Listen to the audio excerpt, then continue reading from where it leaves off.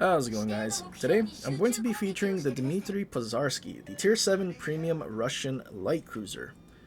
From the last time I featured this ship on my channel, I don't really think much has changed in terms of my opinion on this thing.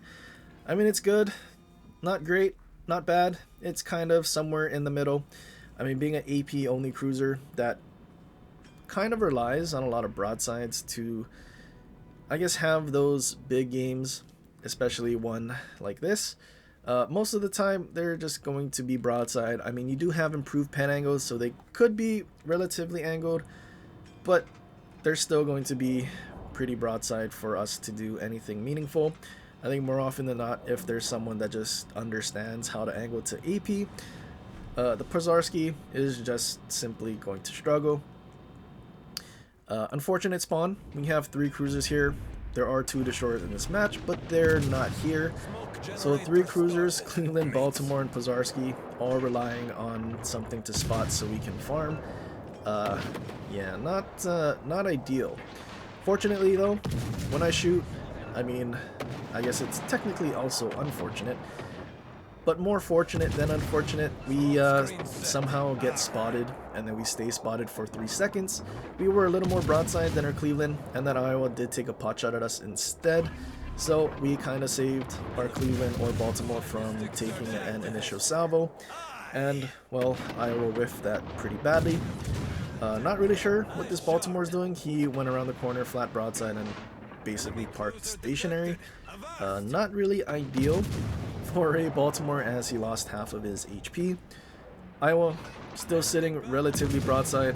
Now he's gamer turning away now that he's basically lost all of his HP. I mean, we've done 50k to him, but I feel like if we were in another smoke British light cruiser or light cruiser in general, we probably could have done very similar damage. And then now is the situation where we kind of get annoyed with Pozharsky more often than not. We do try to wait for the summoner to turn away a little, hoping to get full pens, but we get 3 pens and many more over pens.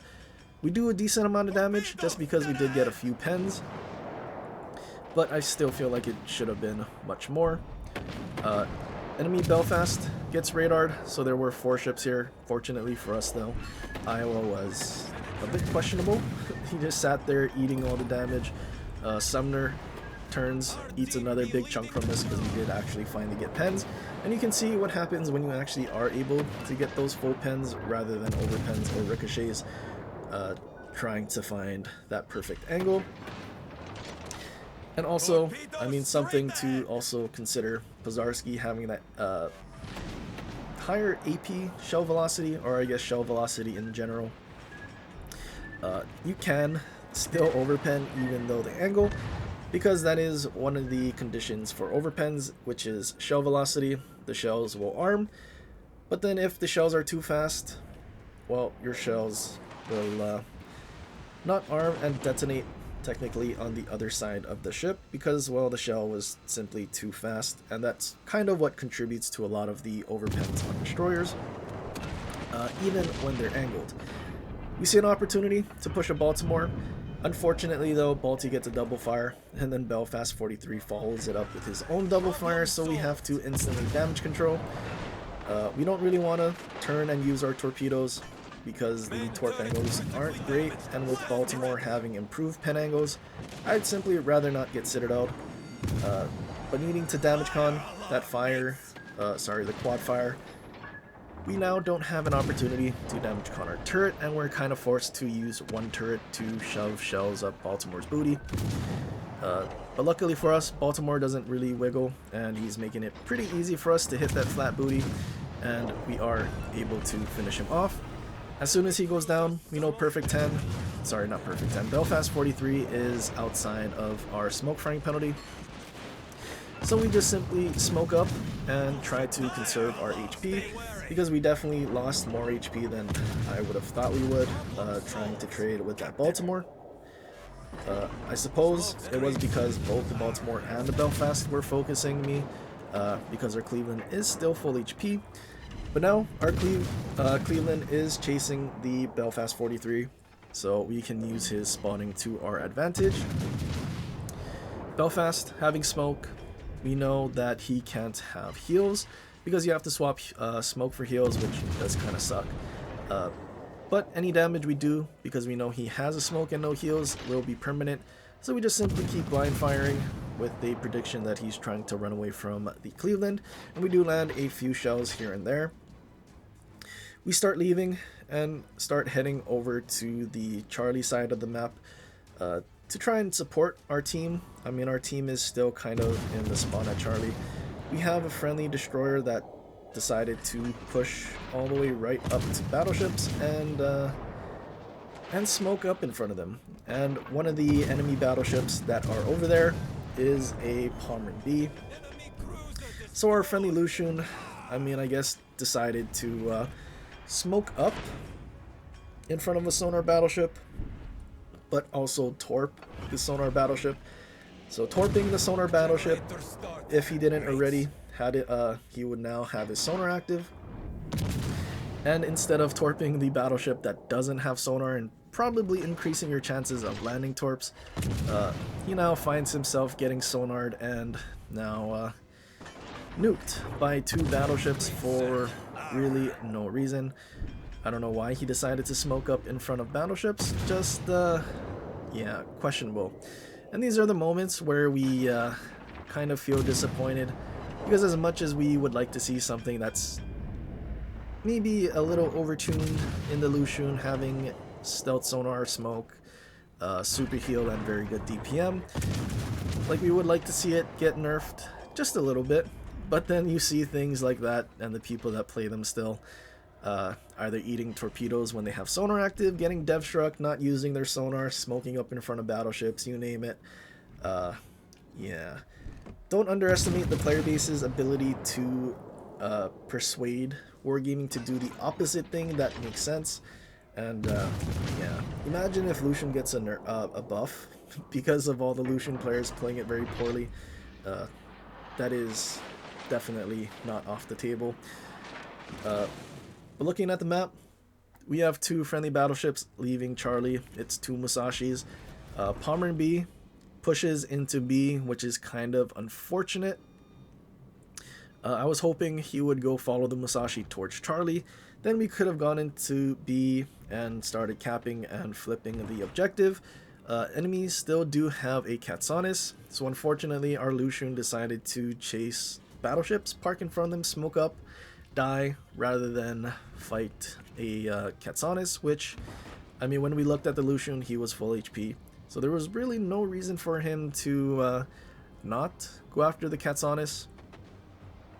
And unfortunately, what ended up happening is now there's a Katsonis that's going to keep spotting either myself or our teammates, and well, make it more difficult for us to actually win.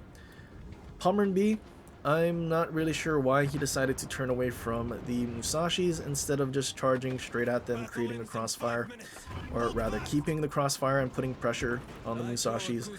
But him turning away, he goes broadside and does lose quite a bit of his HP. He's also charging straight at our Cleveland, who is also charging back at the Palmer. Palmer secondaries, I don't recall if it got quarter pen like the FDG, so I'm not really sure if those secondaries will pen 25. They might.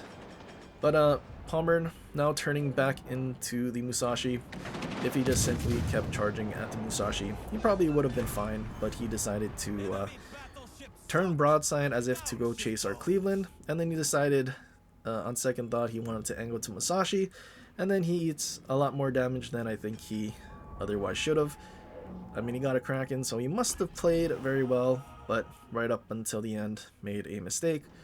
Friendly Musashi starts turning into B. I would have expected him to try and turn away and keep kiting towards A, but he turned into B. Now he's broadside to the enemy Musashi. I get outspotted, and the only thing that could outspot is the enemy Katsonis.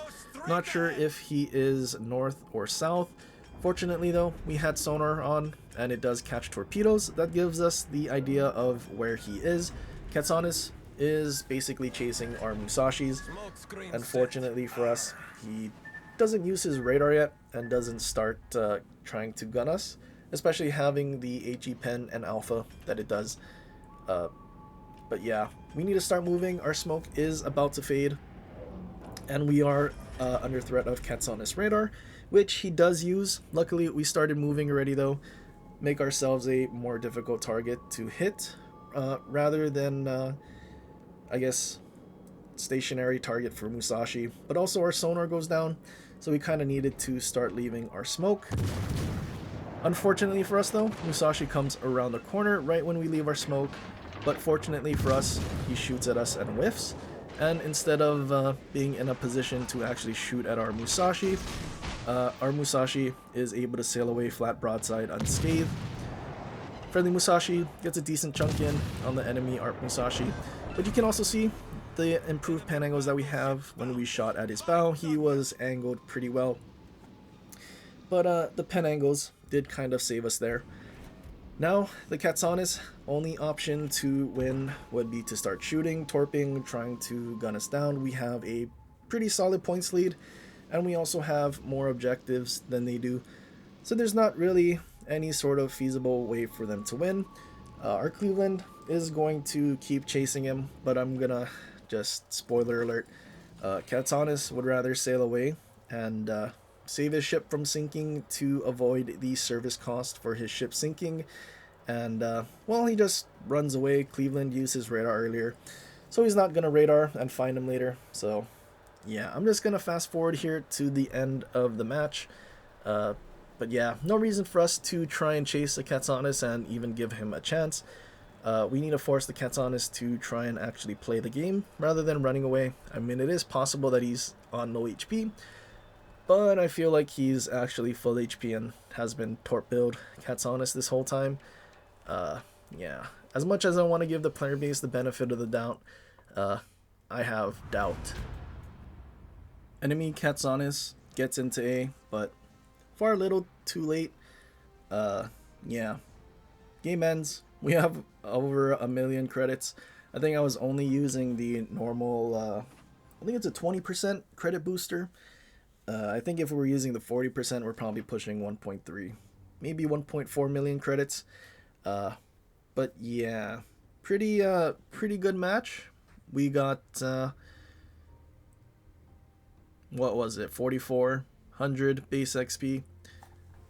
Now, as good as I did in this match, I still feel like it's, I mean, gonna be very reliant on broadside things.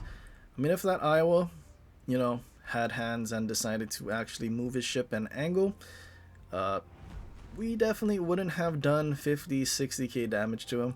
And then Sumner just comes out, gets spotted, donates a bunch of damage to us as well.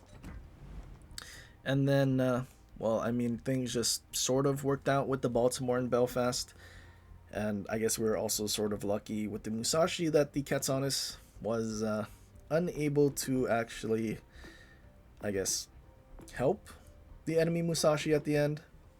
But again, kind of like the first one that I posted, we did get a lot of broadside things, and I guess that's why I changed my build a bit. The 4th row scale, I'm not using the Turtverse. I don't think we really needed it, and instead we went with accuracy because, I mean, if we had the opportunity to Death Strike broadside cruisers, I very much would rather have that opportunity.